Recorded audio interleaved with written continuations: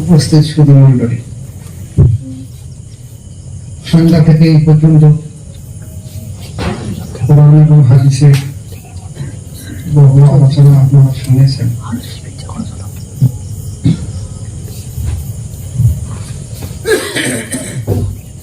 দুটো একটা কথা আপনাদের সামনে বলি,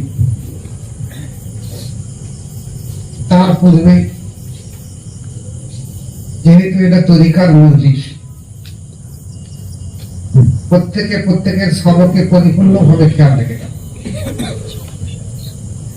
সবকের খেয়াল করলে সবকের খেয়াল করে চোখ বন্ধ করে একাগ্রতার সঙ্গে সবকের খেয়াল রেখে দেবে, তাহলে দেখা যাবে পায়ের অবস্থাটা লতিফায় পৌঁছে যাবে। সবকে যদি খেয়াল না থাকে, কারোর যদি কলের সবক থাকে, সুন্দর যদি খেয়াল রাখে, তাহলে দেখা যাবে এই রুহানি তাওয়াজ্জুহ বা ফয়েজ তার কলবে আসবে না। এই জন্য যে যার সবকে খেয়াল রেখে দেবে, যদি খেয়ালের একাগ্রতা না আসে তাহলে চোখটা বুঝিয়ে চুপচাপ সবটা। আজকে আলোচনার বিষয়ে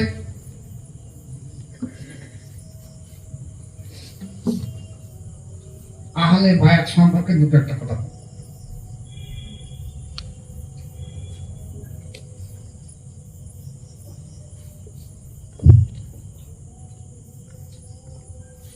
আমাদের দেশে যে দলাদলি আছে, বিশ্বের মধ্যে এখন দেখা যাচ্ছে 200 কোটি মানুষ মুসলমান আছে। 200 কোটি মানুষের মধ্যে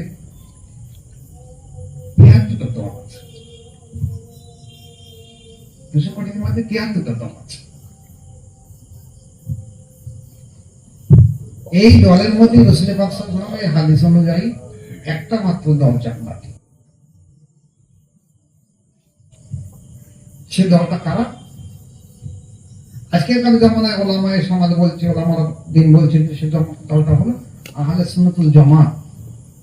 অর্থাৎ সেই দলটা হলো রাসূল পাক সাল্লাল্লাহু আলাইহি ওয়াসাল্লামের যে পদ্ধতির মাধ্যম দিয়ে ইসলামকে জিন্দা করেছে, অর্থাৎ বায়াতের মাধ্যম দিয়ে, সেই পদ্ধতির মাধ্যম ছাড়া আর বাকি দলগুলো সব হলো বাতিল। এইটা সবসময় যদি খেতে, এটা পছন্দ করতেন আমি এবং আমার সাহাবারা। এই যে পথ, যে মত, যে আদর্শের উপরে দাঁড়িয়ে রয়েছে, একমাত্র এইটা সঠিক, আর বাকিগুলো সব। এখন আপনারা প্রশ্ন করতে পারেন, তাহলে আমরা বায়াতের কি প্রয়োজন রয়েছে? আর এটা তো আমাদের দেশের বহু জামাত বলে যে বায়াতের কি প্রয়োজন আছে, কোরআন রয়েছে, হাদিস রয়েছে, আমি বায়াতে যাবো কেন? বেশ কিছু জামাত। এখন চিন্তা করতে হবে যে কোরআন আছে, কিন্তু কোরআনটাকে বুঝিয়ে দিয়ে দেবে কে? সাহাবায়ে কেরাম রাদিয়াল্লাহু তাআলা আনহুদের জামানায় দেখা গেছে, যখন আল্লাহ রাসূলের কাছে কোনো সময় কোরআনের আয়াত অবতীর্ণ হতো, তখন তারা আরবি ভাষাভাষী মানুষ ছিল। এই আরবি ভাষাভাষী মানুষ তারা বুঝতে পারতো যে আরবি ভাষাটা কি বলা হয়। যেমন আমাদের দেশে আমরা বাংলা ভাষাভাষী মানুষ, একটা বাংলা ভাষায় যদি মানুষ কোনো কথা বলে, মোটামুটি সে বুঝতে পারতো কি বলেন। শুধু তাই না, আমাদের দেশের মেয়েরা এত বেশি ভাষাবিদ, যদি কারোর সঙ্গে ঝগড়া লাগে, আরো যদি খুব মুখ নেড়ে কিছু বলে, তাই মেয়েরা বলবো আমার গালাগাল দিতে, আমার সম্পর্কে কথা বলছে। তাহলে বাংলা ভাষা যদি মুখ নেড়া দিলে সে বুঝতে পারবে কিছু বলছে আমার বিরুদ্ধে। তো তখন কোরআনের আয়াত অবতীর্ণ হওয়ার সঙ্গে সঙ্গে আরবি ভাষাভাষী মানুষ তারা বুঝতে পারতো যে আল্লাহ পাক কি বলেছে। কিন্তু আমি যেটা বুঝেছি আজকে, সেই বোঝাটা সঠিক কিনা আজকে এই জন্য আল্লাহ রাসূলকে জিজ্ঞাসা করতে, ইয়া রাসূলুল্লাহ, এই যে ওহী এসেছে আমরা তো বুঝতে পেরেছি মোটামুটি কি বলেছে, কিন্তু আমরা আমাদের মস্তিষ্ক জ্ঞান দ্বারা বুঝেছি, কিন্তু আপনি বলুন আল্লাহ পাক সত্যিকারে কি বলেছেন, অন্তর্নিহিত কথাটা কি? তাহলে দেখা যাচ্ছে কোরআন একটা বাহ্যিক মানের অবস্থা আছে, একটা আভ্যন্তরীণ মানে আছে। এই নীতি শিক্ষাটা হুজুর পাক সাল্লাল্লাহু আলাইহি ওয়াসাল্লাম সাহাবাদের বলতেন, দেখো আল্লাহ পাক এটা এই বলেছে। আজকের যদি সেই ধরনের মানুষ না থাকে, তাহলে কোরআন থেকে মানুষ কি করবে? একটা বাস্তব চিন্তা ভাবনা করা দরকার যে যদি একটা ডাক্তারের বই থাকে, আর সে যদি সেই বই দেখে চিকিৎসা করে, তাহলে ডাক্তারের শিক্ষাটাকে বন্ধ করে দিতে হবে। প্রত্যেক বছরে হাজার হাজার ছেলে ডাক্তারি শিক্ষা করার জন্য পরীক্ষা দিচ্ছে, এটা তাদের প্রয়োজন পড়ে না। সবাই তো এই সিলেবাসটা তুলে দিয়ে শুধুমাত্র একটা বই ধরে দিয়ে হ্যাঁ কোনো বই দেখে দেখে চিকিৎসা করে।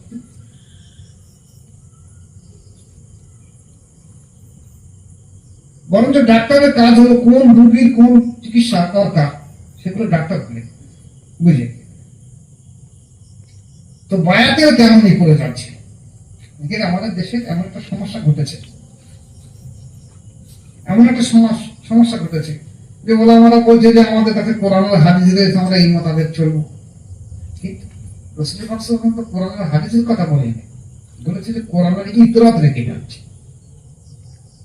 আমার বংশধর। এই বুঝবে না কেউ, সবাই বুঝবে না। আজকের এই দ্বন্দ্বটা এসেছে কেন? আলেম সমাজের মধ্যে যে জ্ঞানটা অর্জন করছে মাদ্রাসা বা প্রতিষ্ঠানে, সেই জ্ঞানটা কিন্তু মস্তিষ্কের কোষের মাধ্যম দিয়ে আসে। কিন্তু কোরআন আর হাদিস বুঝতে গেলে যে জ্ঞানের দরকার, সেই জ্ঞানটা হলো অন্তরে কলবের জ্ঞানের দরকার। এই কলবি জ্ঞানের না থাকার কারণে আজকেকার মানুষ দেখা যাচ্ছে কোরআন হাদিসের কথা বাহ্যিক ভাবে যা বুঝেছে তাই বলছে, খাতনাটা ফেসাদটা সেই জিনিস বেশি বুঝতে পারো না কি বলেছে। যার জন্য এই যে বায়াতের পদ্ধতিটা বলছে, বায়াতের প্রয়োজনটা আমি সরাসরি আল্লাহ পাকের কাছে জানাবো। আল্লাহ পাকের কাছে যদি সরাসরি জানিয়ে দেবে, সবকিছু তো আল্লাহ পাকের জানিয়ে দেবে। তোমার যখন খিদে পায় তখন মাকে ডাকো, শরীর অসুস্থ হলে ডাক্তারের কাছে যাও, সবগুলোকে আল্লাহ পাকের কাছে জানানো। সংবিধান যেভাবে রয়েছে সেইভাবে চালাতে হবে, কিন্তু আল্লাহ পাকের জানাতে হবে। আজকে দেখে এই যে বায়াত হওয়া, এটা কিন্তু কোরআন মোতাবেক এসেছে।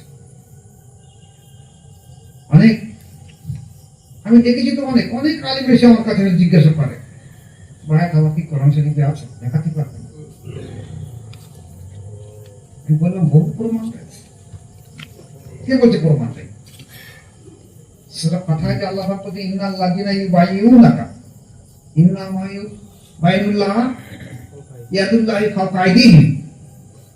আল্লাহ পাক বলছেন, হে রাসূল, যারা তোমার হাতে হাত দিয়ে বায়াত গ্রহণ করেছে, ও হাত তোমার না, ওটা আমার কুদরতি হাত। তাহলে রাসূলের পাক সাল্লাল্লাহু আলাইহি ওয়াসাল্লামের হাতে হাত দেওয়া মানে আল্লাহ পাকের কুদরতি হাতের সঙ্গে হাত দেওয়া। এখন কেউ পূর্ণগতি বলে যে বায়াত হওয়া তখন আল্লাহ রসুলের জমানায় ছিল, এখন তার রসুল নেই, তাহলে আমরা বায়াত হবো কেন? কার কাছে বায়াত হবো? ইন্নাল্লাযিনা ইউবাইয়ুনাকা, এটা কিসের সিগা? মুজারাদ সিগা। মুজারাদ সিগা এর মানে হবে কি, যে বর্তমানে যারা আপনার কাছে বায়াত গ্রহণ করছে এবং আগামীতে যারা বায়াত গ্রহণ করবে, বর্তমান এবং ভবিষ্যতের কথা। আজকে যারা বায়াত গ্রহণ করছে এবং আগামীতে যারা বায়াত গ্রহণ করবে, তা আগামী বলতে মানে কি কিয়ামত পর্যন্ত, আগামী মানে কালকের নয়। রাসূলের পাক সাল্লাল্লাহু আলাইহি ওয়াসাল্লাম থাকবে না, তাহলে বায়াতটা হবে কি করে?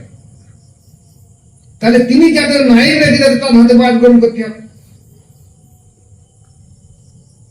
এখানেও দেখা যাচ্ছে বহু জমাত বহু রকম কথা বলছে। কেউ বলছে দেখো আমি বায়াত হব রাষ্ট্রীয় নেতার কাছে, বায়াত হব আমি বায়াত হবার জন্য একটা মাসে একবার পীর সাহেবের কাছে যাবো কেন? রাষ্ট্রীয় নেতার কাছে বায়াত করব, মানে এই বায়াত প্রথাকে তুলে দেওয়ার জন্য সমাজে এক সম্প্রদায়ের আলেম আছে, তারা চেষ্টা করছে সর্বসমাজে কিভাবে তুলে দেওয়া। এখন প্রশ্ন আসছে রাষ্ট্রীয় প্রধানের কাছে বায়াতের প্রশ্ন আসছে কেন? কথা বলছে দেখা যাচ্ছে যে রাসূলের পাক সাল্লাল্লাহু আলাইহি ওয়াসাল্লাম রাষ্ট্রের প্রধান ছিল, তার কাছে মায়ের বায়াত গ্রহণ করেছিল। হযরত আবু বকর সিদ্দিক রাষ্ট্রের প্রধান ছিল, তার কাছে মানুষ বায়াত গ্রহণ করেছে। হযরত ওমর ফারুক বায়াত রাষ্ট্রের প্রধান ছিল, তার কাছে মানুষ বায়াত গ্রহণ করছে। ওসমান গনি বায়াত রাষ্ট্রপ্রধান ছিল, তার কাছে মানুষ বায়াত গ্রহণ করছে। হযরত আলী রাদিয়াল্লাহু রাষ্ট্রের প্রধান ছিল, তার কাছে মানুষ বায়াত গ্রহণ করছে। এমনকি বলতে বলতে এই কথাটা বলছে যে এদিকে রাষ্ট্রের প্রধান ছিল বলে মানুষ তার কাছে বায়াত গ্রহণ করছে। এখন এই যুক্তির খাতিরে সাধারণ মানুষের কথাটা সম্পূর্ণ ঠিক,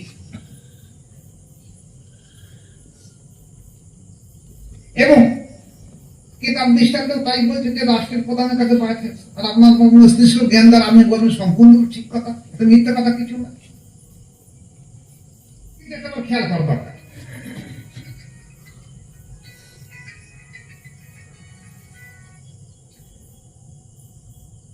খেয়াল করা দরকার যে রাসূল পাক সাল্লাল্লাহু আলাইহি ওয়াসাল্লাম যখন বায়াত করিয়েছেন তখন উনি রাষ্ট্রের প্রধান ছিলেন না।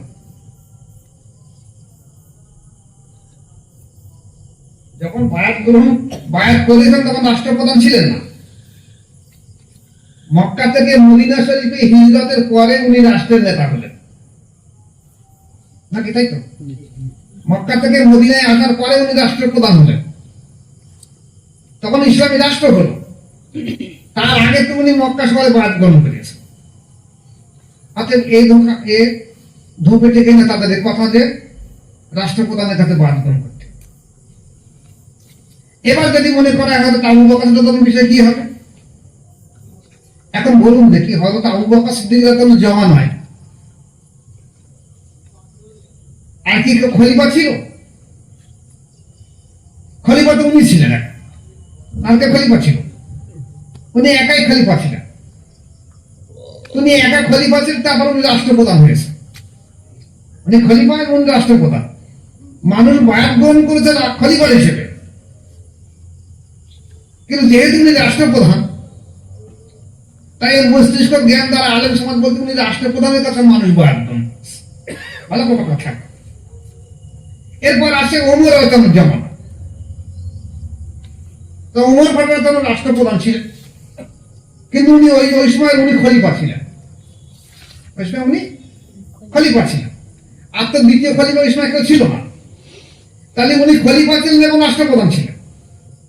মানুষ বায়াত গ্রহণ করছে রাষ্ট্রপ্রধান খলিফা হিসেবে বায়াত গ্রহণ করছে, কিন্তু উনি রাষ্ট্রপ্রধান ছিলেন বলে সাধারণ মানুষ মনে করছে যে উনি তো রাষ্ট্রপ্রধান বলে মানুষ বায়াত গ্রহণ করছে। ঠিক এই জায়গাটা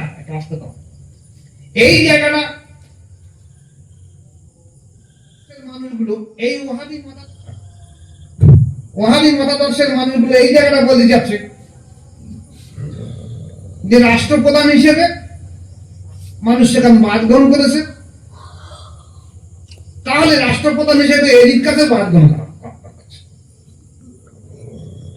যে মতো রাষ্ট্রপ্রধান ছিল। কিন্তু ভালো করে খেয়াল করেন, দেখে আল্লাহ রাসূল বলেছে, দেখো আমার পরে আমার এই বায়াত প্রথা 30 বছর পর্যন্ত সঠিকভাবে থাকবে। 30 বছর পর্যন্ত সঠিকভাবে থাকবে। যারা ইসলামী ইতিহাসের ছাত্র রয়েছে তারা ইতিহাস ঘেটে দেখবে যে হযরত আবু বকর সিদ্দিক, হযরত ওমর ফারুক, হযরত ওসমান গনি, হযরত আলী রাদিয়াল্লাহু এই যে 4 জন খলিফা ছিলেন। এরপরে আসলো কে? হযরত হাসান রাদিয়াল্লাহু। এই 4 জন আর একজন 5 জন, এই 5 জনের সমষ্টিগত ভাবে হলো 30 বছর অতিবাহিত। তাহলে এগুলো হলো কি? খেলাফত, নবুয়াতের খেলাফত। রাসূল পাক সাল্লাল্লাহু আলাইহি ওয়াসাল্লাম হুকুম মোতাবেক। আর একটা মোতাবেক হুজুর পাক সাল্লাল্লাহু আলাইহি ওয়াসাল্লামের হাদিস আমার কোন জায়গায় দেখেছি আমার, তো এই হাদিস শরীফে আল্লাহ রাসূল বলেছেন, দেখো আমার পরে আহলে বায়াতের 12 জন ইমাম আসবে, তোমরা 12 জন অনুসরণ করো, তাবেদারি করো। এখন এই 12 জন ইমাম এরা কিন্তু হাসান রাদিয়াল্লাহু সম্পর্কে নয়, এরা হলো নবুয়াতের ইমাম। এই 12 জন ইমাম হলো বেলায়েতের ইমাম। জয়নুল আবেদিনের তরফ থেকে বেলায়েত প্রাপ্ত ইমাম 11 জন আসবে, আর শেষ ইমাম হলো ইমাম মেহেদী আলাইহিস সালাম।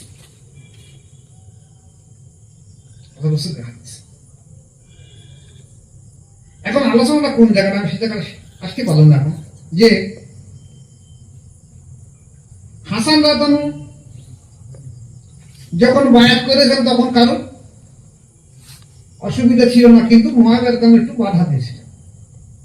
তার ফলস্বরূপ উনি যে দ্বন্দ্ব ফ্যাসাদ না করে উনি এই খেলাফতের অবস্থা মুআবিয়া রাদিয়াল্লাহু কাছে ছেড়ে দিয়ে একটা বাৎসরিক একটা চুক্তি করে সরে আসলেন। কিন্তু দেখা গেছে এরপরে এজিদ যখন রাষ্ট্র নেতা হয়ে বসলো, চাইল যে আমি খেলাফত খলিফা। এখন এজিদের খলিফা হিসেবে মেনে নিতে তো কারণ আপত্তি ছিল না, যদি সে উপযুক্ত হয়।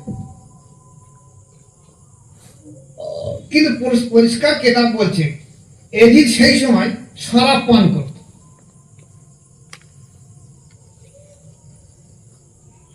জেনা ব্যভিচারে জড়িয়েছিল, সুদ ঘুষি জড়িয়েছিল, সমস্ত শয়তানি কাজ সব তার ভিতরে ছিল। বরঞ্চ ইসলামকে ধ্বংস করে দেওয়ার জন্য, এই বায়াত প্রথাকে মুছে দেওয়ার জন্য এজিদ চেয়েছিল যে সমস্ত মানুষ আমাকে বায়াত গ্রহণ করছে, যে আমি রাষ্ট্রপ্রধান হিসেবে, ওর ব্রেনে কাজ করছিল যে এরা বোধ রাষ্ট্রপ্রধান হিসেবে বায়াত গ্রহণ করেছে, ওরা যে খলিফা হিসেবে বায়াত গ্রহণ করছে, এটা ওর বুঝে আসে যে রাষ্ট্রপ্রধান হিসেবে আমার কাছে মানুষ বায়াত গ্রহণ করবে। তা আমি শরাব পান করি, চাই জেনার বিচার করি, বা সুদ ঘুষ করি, বা যত দুনিয়ার জঘন্য কাজ আছে সমস্ত কাজ আমাদের হবে, কিন্তু আমার কাছে মানুষ বায়াত গ্রহণ করে। এই বায়াত কিভাবে হোসাইন রাদিয়াল্লাহু যখন জীবিত আছে উনি মেনে নিতে পারে? যে আমার নানার দিন তো এরকম ছিল না, ভালো করে কথাগুলো খেয়াল করুন। আমার নানার দিন তো এরকম ছিল না, রাষ্ট্রপ্রধান হতে পারে এজিদ, কিন্তু বায়াতের জন্য যে সত্য আর্থিক চরিত্রের সংশোধন, চরিত্র ভালো হওয়া, সেটা এজিদের ভিতরে নেই। যে না ব্যভিচার, সুদ ঘুষ মদ সমস্ত কিছু খারাপিয়া, তাহলে তার কাছে কি করে বায়াত হতে পারে? এমনকি এজিদ সেই সময় বলছে হোসাইন রাদিয়াল্লাহু থেকে আরম্ভ করে সমস্ত সাহাবাদেরকে যে আমার কাছে বায়াত গ্রহণ করতে হবে। অর্থাৎ ইতিহাস বলছে সেই সময় সর্বশ্রেষ্ঠ চরিত্রের মানুষ হলো হযরত হোসাইন রাদিয়াল্লাহু আনহু। তাহলে উনি কিভাবে এই শয়তানের হাতে বায়াত গ্রহণ করতে? তো মনুষ্য চরিত্রের মানুষ না, ও তো শয়তান চরিত্রের মানুষ। ও তো এসেছে ইসলামের এই আহলে বায়াতকে মুছে দেওয়ার জন্য, ইসলামকে ধ্বংস করে দেওয়ার জন্য, নবীর বংশধরকে ধ্বংস করে দেওয়ার জন্য। তার হাতে কিভাবে এরা এই যারা ঈমানদার মানুষ বায়াত গ্রহণ করতে পারে? অথচ এই যে ৭৩টা দলের মধ্যে অধিকাংশ জামাত যারা আহলে বায়াত বিরোধী, তারা বলতে চাচ্ছে কি এজিদ না কোরআনে হাফেজ ছিল, সে ৫ ওয়াক্ত নামাজ পড়তো এবং ১০০ টাকার দৈনিক নকল নামাজ পড়তো। এরা যেন মনে হয় সেই সময় দেখে এজিদ মনে হয় হয় দাদা হবে না নানা টানা হবে, এরকম ভাবনা যেমন তখন দেখে এসেছে। যে লোকটা শরাবে ডুবে থাকে, যে জেনায় ডুবে থাকে, আর সে বলছে সে ৫ ওয়াক্ত নামাজ পড়তো, শরাব করে ৫ ওয়াক্ত নামাজ পড়তো, জেনা করে ৫ ওয়াক্ত নামাজ পড়তো, প্রকাশ্যে জেনা করতো, প্রকাশ্যে সে অবৈধ জিনিসগুলোকে বৈধ করতে যাচ্ছে। আসলে এরাও এই যে সুন্নি জামাত, আহলে সুন্নাত জামাত ছাড়া বাকি সমস্ত দল চেয়েছে যে ইসলামটাকে মুছে দেওয়া, এরা প্রকাণ্ড ইসলামকে মুছে দেওয়ার চেষ্টা করছে, অথচ নামে তারা মুসলিম বলে দাবি দেখাচ্ছে। ভালো করে খেয়াল করেন, আমার কথাগুলো যদি উল্টো বুঝতেছেন কিন্তু উল্টো বলা, তাহলে এখন আমাদের অবস্থাটা কি? আমরা দেখব যে এই বায়াত প্রথা এছাড়া ইসলাম জীবনে টিকবে না, আর টিকে নিয়ে টিকবে না। বায়াতের মাধ্যম ছাড়া কোনো মানুষের অন্তরের চরিত্র পরিবর্তন হবে না বা চরিত্র পরিবর্তন হবে না। এই বায়াত প্রথাকে ধোঁকা দেওয়ার জন্য একদিকে যেমন এগিয়ে ওহাবিরা লেগেছে, আর একদিকে তেমন মুসলমানের এই বায়াত প্রথার মাধ্যম দিয়ে এরাও আবার লেগে গেছে। কি করছে? ওই যেমন দেখা যাচ্ছে মুর্শিদাবাদে আলমপুরি, তারা বলছে কি তাদের কোনো শেরগা নেই, তাদের কোনো তরিকাত নেই,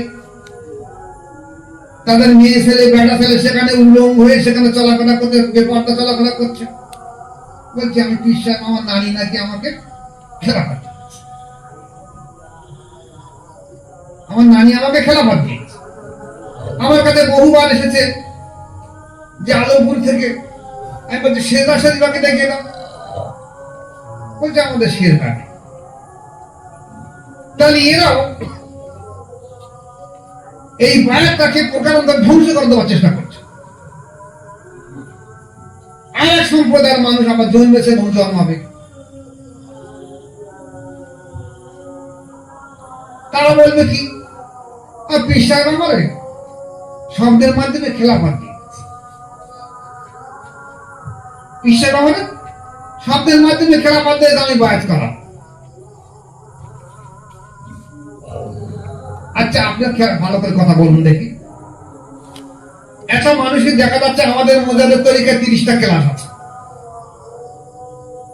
তাহলে একটা ক্লাস নফসের ক্লাস। এই নফসের ক্লাসে তার আর্থিক উন্নতি হচ্ছে কি না হচ্ছে তার মুর্শিদ বুঝবে।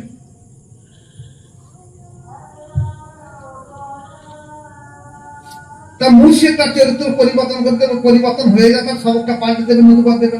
ফানাফের সাইকেল ক্লাসটা মসজিদের সঙ্গে ফানা হবে, ফানাফের রসুলের সঙ্গে ফানা হবে, ফানা ফিরলে আল্লাহ পাকের সঙ্গে তার ফানা হবে। হিসাব কিছু করে দেখা যাবে সে বলছে আমি স্বপ্নে আমার পিছনে আমার খেলাফত দেব, আমি বায়াত করব। আরে স্বপ্নে আমি তো দেখছি আমাকে যাতে এই গ্রামের সমস্ত সম্পত্তিগুলো আমার দিয়ে দেওয়া হয়, তাহলে কি আমি যাবো নামাজ হয়েছে সারা গ্রামের জমিতে? এমন একটা অবস্থা ঘটে। অনেকে দেখা যাচ্ছে যে শেষে পীর সাহেবের কাছে বায়াতই না, শেষে পীর সাহেবের কাছে বায়াত না, তার পীর সাহেব বহুদিন আগে ইন্তেকাল করেছে, সেও বলছে অমুক পীর সাহেব আমাদের খেলাফত দিয়েছে, আমি বায়াত। এবং সে বায়াত করার জন্য দেখা যাচ্ছে 2-4 মানুষ যাচ্ছে কাছাকাছি, তারাও সাক্ষী দিবে হ্যাঁ হ্যাঁ হ্যাঁ উনি বায়াত করা, ওনার কাছে বায়াত হওয়া কথা। পরিবর্তন হবে কি করে? এখন এই বায়াত প্রথা দেখা যাচ্ছে এরা মনে করেছে একটা ব্যবসা। যেমন রাসূল পাক সাল্লাল্লাহু আলাইহি ওয়াসাল্লাম বলে গেছেন, দেখো আমার পরে 12 জনা মিথ্যা নবীর দাবিদার হবে, তোমরা তাদেরকে কোতল করে দিও, মিথ্যা নবীর দাবিদার, কারণ আমি শেষ নবী, আর নবী আসবে না। তারপরেও দেখা যাচ্ছে আমাদেরকে নবীর দাবি রাখছে। এখন এই বর্তমান যে অবস্থা চলছে, যে ভণ্ডাময় পীর সাহেব নিয়ে তরিকা, যে তার কাছে তরিকাত নেই, তার বেলায়েত নেই, তার খেলাফত নেই, তার রেসালাত নেই, তার কামালাত নেই, তার কিছু নেই, সে বলছে আমার পীর সাহেব আমাকে স্বপ্নের মাধ্যম দিয়ে আমাকে খেলাফত দিয়েছে, আমি বায়াত করতে হুকুম তাই আমি বায়াত করা। তুমি কি করাবে? তোমার সেটা কোথায় লিখিত কোনো প্রমাণ আছে? কোনো প্রমাণ আছে? তাহলে দেখা যাচ্ছে কারবালার মাঠে সেই লড়াইয়ের সেই দুর্দিনের সময় হোসেন রাদিয়াল্লাহু কি করলেন? কারবালার মাঠে লড়াইয়ের ময়দান থেকে ফিরে আসে, এসে বললেন দেখো ওনার সন্তান হযরত যায়েদুল আবেদিন রাদিয়াল্লাহু তাআলা আনহু অসুস্থ, জ্বর অবস্থায় শুয়ে আছে, মুক্তি পাচ্ছে না। তাকে ডেকে বললেন জয়নুল তুমি উঠে এসো, ওযু করে এসো, আমার পাশে এসে বসো। তাকে বায়াত করিয়ে দিয়ে বুকে বুকে নিয়ে সমস্ত কিছু নিসবত তার ভিতরে দিয়ে জানে আমার এই শেষ সময় ছাড়া সম্ভব নয়, দিয়ে বলছে আমার পরবর্তীকালে তুমি এই বায়াত কথাটা টিকিয়ে তোমার মাধ্যম দিয়ে আপনি সামনে তাহলে উনি তো বলে দিতে পারতেন, বাবা আমি যদি থাকি আর না থাকি স্বপ্নের মাধ্যমে তোমাকে জানিয়ে দেবো, তুমি বায়াত করিয়ে দিও। বায়াত করিয়ে। এই যে বায়াত, পীর মুরিদের সম্পর্কে সাধারণ মানুষের ধারণা হলো যে এটা বিরাট বড় মজাদার ব্যবসা তিনি। অথচ আমি একটুখানি আগে আমার এক দুজনের সঙ্গে কথা বলছিলাম যে যদি আমি জানতাম যে বায়াত করানো এত কঠিন কাজ, তাহলে আমি জীবনে লাইনে আসতাম বায়াত করা। আমার যখন আমার মুর্শিদ কেবলা তখন বলতো যে খোকা এই যে কি কষ্টের কাজ, আর আমি তখন বসে বসে বলতো আমার একবার হয়ে দেখি, তারপর দেখা যাবে, যাই হবে একবার হবো তখন দেখা যাবে। আমি তখন মনে করতো ওরা এমন আমাদের কিছু না। আজকে তো বুঝতে পারছি, আমার হুজুর কেবলা আমাকে বলেছিল, বাবা তাম পৃথিবীর পাহাড় পর্বত যদি তোমার মাথা চাপিয়ে দেয় তাহলে তুমি বহন করতে সক্ষম হবে, কিন্তু এ বহন করা আর কঠিন। তখন তো বুঝতে পারতাম। এখন এই মর্মে মর্মে মর্মে মর্মে বুঝতে পারছি যে কি বোঝা ঘাড়ে চেপে যাচ্ছে। মনে হয় রাত হলে যে দিন হবে কিনা, আর দিন হলে মনে হয় রাত হবে কিনা। এই হলো পীর মুরিদি করতে কিরকম মজা এখন বুঝতে পারছি। তাহলে দেখা যাচ্ছে সেই তরিকাকে একদিকে যেমন ওয়াহাবিরা লেগেছে ইসলামকে মুছে দেওয়ার জন্য, আর একদিক দিয়ে এই তরিকার মানুষ চেষ্টা করছে তরিকাকে মুছে দেওয়ার জন্য। পীর সাহেবের নাম ধরে সমাজকে ধোঁকা দিয়ে ইসলামকে মুছে দেওয়ার চেষ্টা করছে। এ বিষয়ে আমাদের সতর্ক থাকতে হবে। হয়তো দেখা যাবে আমার কোনো মুরিদ এমন হতে পারে যে আমি মারা যাওয়ার পরে বলবো ও আমাকে না হুজুর আমার সামনে খেলাফত দিয়ে গেছে, অর্থাৎ আমি বায়াত করা। হয়তো আমার কোনো মুরিদ বলবে, বা তারপরে বলবে আপনারা আমার এই কথাটা স্মরণে রেখে দেবেন যে আমার মুর্শিদকে একদিন বলে দিয়েছিলেন এই কথাটা, কশমিন কালে ওটা সম্ভব নয়। বায়াতের পরে খেলাফত লিখিত মাধ্যম দিয়ে তারপর তরিকা জেন্দা হয়েছে। নতুবা ওই হবে কি অপূর্ণ মাসায়ের কাছে যদি হয়তো দেখা যাবে কোনো ব্যক্তি সে কারোর কাছে বায়াত গ্রহণ করে 1 2 লতি বা 4 লতি বা জেন্দা করার পরে সে বায়াত করাচ্ছে, ওই হবে কি সেই শিবগড় থেকে বাঁদর গড়ানো হবে। এ গল্পটা একজন বলেছে, একজন বাদশার কাছে এসে বলছে হুজুর আমাকে একটা শিব ঠাকুর তৈরি করে দিতে। বাদশাটা পটুর কাছে বলছে আমাকে একটা শিব ঠাকুর তৈরি করে দিতে। এখন পটু যে ঠাকুর তৈরি করে ও তার জীবনে শিব ঠাকুর কিরকম জান না, শিব কিরকম তিনি জান না। চিন্তা করলো কি নাম তৈরি কর, আমি তো কোনো সময় দেখিনি শিব ঠাকুর কিরকম তৈরি করে। তো চিন্তা করে কোন রকম মাথায় আসে না কিরকম হবে, হাত কিরকম হবে, কটা হাত হবে, কটা পা হবে, চোখ কিরকম হবে, নাক কিরকম হবে, আমি তো দেখিনি কোনো সময়। এখন বাদশা হুকুম করে দিতেই হবে।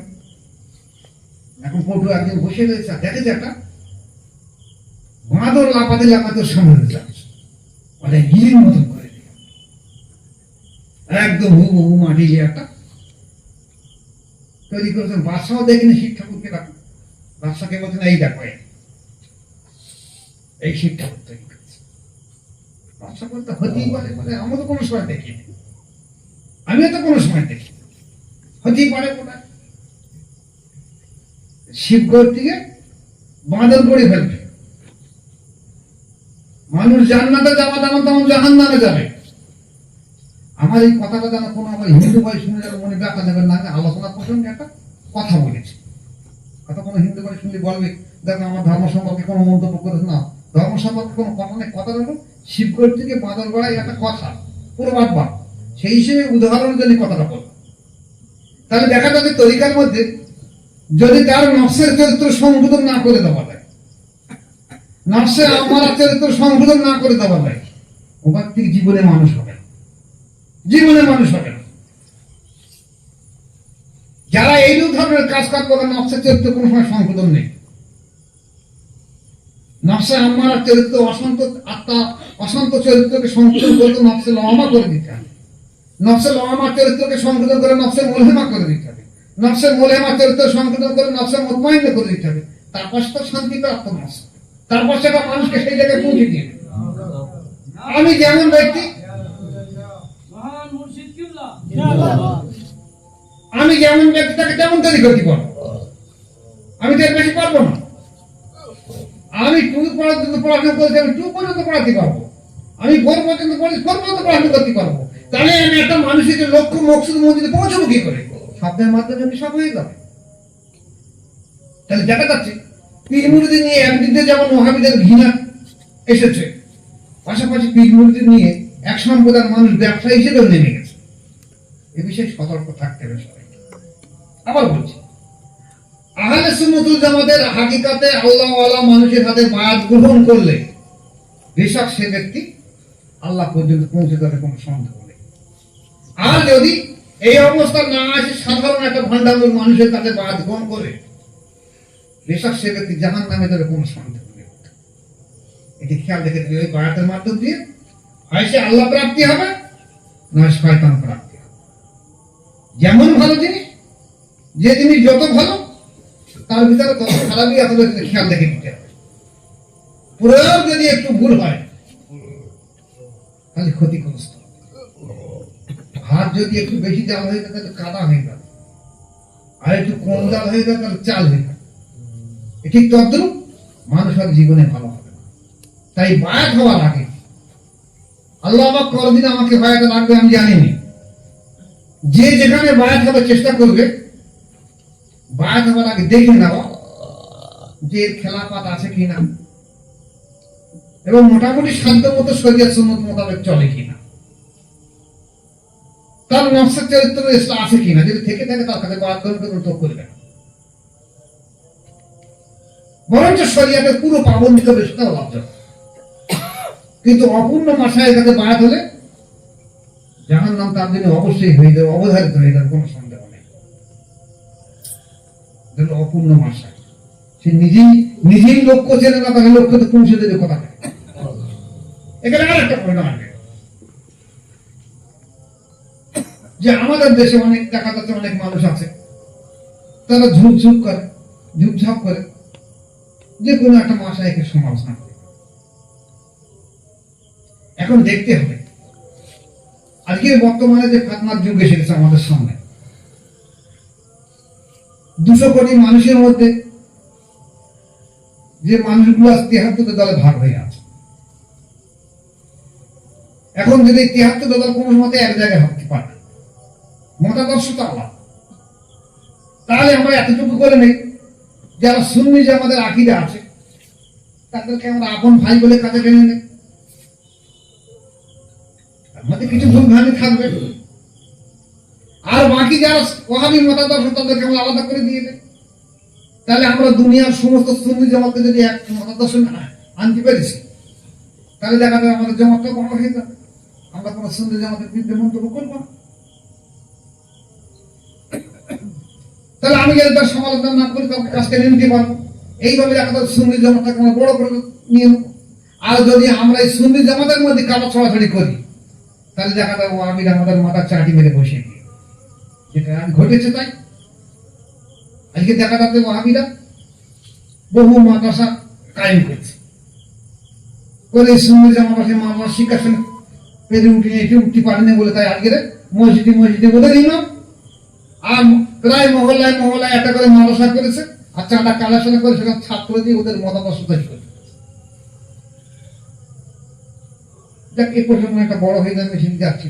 তাহলে এখন আসবে যে আমরা খেয়াল করব যে বায়াতের মূল উদ্দেশ্য হলো যে রাসূল পাক সাল্লাল্লাহু আলাইহি ওয়াসাল্লামের মূল রিসালাত, মূল দ্বীনকে জিন্দা করার জন্য। এই যে কাদেরিয়া বা চিশতিয়া তরিকা, এই তরিকা যদিও হযরত আল্লাহ তাআলা থেকে এসেছে, কিন্তু মূল তরিকা হলো রাসূল পাক সাল্লাল্লাহু আলাইহি ওয়াসাল্লাম। নকশবন্দি মযহাবের তরিকা যেহেতু হযরত আবু বকর সিদ্দিক থেকে এসেছে, কিন্তু মূল হলো রাসূল পাক সাল্লাল্লাহু আলাইহি ওয়াসাল্লামের তরিকা।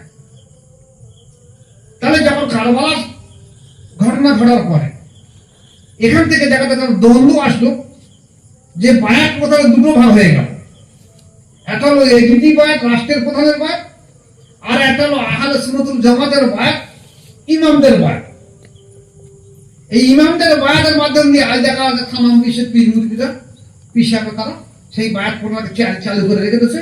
আর এই যদি সেই বায়াতটা দেখা যাচ্ছে আজকে রাষ্ট্রপ্রধান হিসেবে মানুষ বলছে রাষ্ট্রপ্রধান হিসেবে মানতে হবে। এটা প্রায় প্রায় ওয়াহাবি মাদ্রাসা, প্রায় ওয়াহাবি মতাদর্শের মানুষ তারা একজনকে নেতা করে রেখে দিয়েছে যে তোমরা তার কাছে বায়াত গ্রহণ করো, রাষ্ট্রপ্রধানের হিসেবে বায়াত গ্রহণ করো। এখানে পীর মুরিদের কোনো প্রশ্ন নয়, অন্তঃশুদ্ধ প্রশ্ন নয়, তাজকিয়া প্রশ্ন নয়, নকশা চরিত্র সংশোধনের প্রশ্ন নয়, প্রশ্ন হলো আমরা রাষ্ট্রীয় বায়াতের মাধ্যমে আমরা বায়াত করা। ফলে বায়াত দুটো ভাগ হয়ে যাবে, রাষ্ট্রীয় বায়াত একটা হোসাইনি বায়াত। আমরা কিন্তু হোসাইনি বায়াতের সঙ্গে জড়িত এবং এই বায়াত আল্লাহ রাসূল সাল্লাল্লাহু আলাইহি ওয়াসাল্লাম পর্যন্ত পৌঁছে দিয়েছে। তাই আমরা প্রত্যেকে হিসেবে দেখা যাচ্ছে রাসূল সাল্লাল্লাহু আলাইহি ওয়াসাল্লামের আসাদের মধ্যে বায়াতের মাধ্যমে দিয়ে এই দলমতের মধ্যে আমরা টিকে আছে। আর বাকি যারা এজিদি মুসলমান তারা কিন্তু এই বায়াতের মধ্যে আসবে না। প্রায় মাদ্রাসায় দেখা যাচ্ছে একজন একটা মুফতি সাহেব, একটা মাওলানা সাহেব, একটা শাইখুল হাদিসকে বলেছে তুমি এদের বায়াত করো, তুমি আমাদের নেতা, তুমি এই প্রতিষ্ঠানের মধ্যে হেড, অর্থাৎ তুমি রাষ্ট্রের নেতা, তুমি বায়াত করো। দেখবে প্রায় মানুষের অঙ্কটে আছে। এরা কিন্তু নকশের চরিত্র সংশোধন করার বায়াত নয়, এটা হলো এই বায়াত প্রথাকে মুছে দেওয়ার জন্য ওটা হলো এই জিনিস বায়াত। তাই সাবধান থাকবে যে হোসাইনি বায়াতের মাধ্যমে দিয়ে যারা মানুষ টিকে থাকে যাতে এজিদি বায়াতের মধ্যে না আসে, এই বায়াতকে ধোঁকা দেওয়ার জন্য ওরা একটা চেষ্টা করছে। আল্লাহ পাক আমাদের তৌফিক দেখ যে আমরা যেন এই হোসাইনি বায়াতের মাধ্যম দিয়ে রাসূল পাক সাল্লাল্লাহু আলাইহি ওয়াসাল্লামের মূল দিনের উপরে আমাদের টিকে থাকার মতো তৌফিক দেয়। আমা আলাইনা ইল্লাল বালাগ। আসসালামু আলাইকুম ওয়া রাহমাতুল্লাহি ওয়া বারাকাতুহু।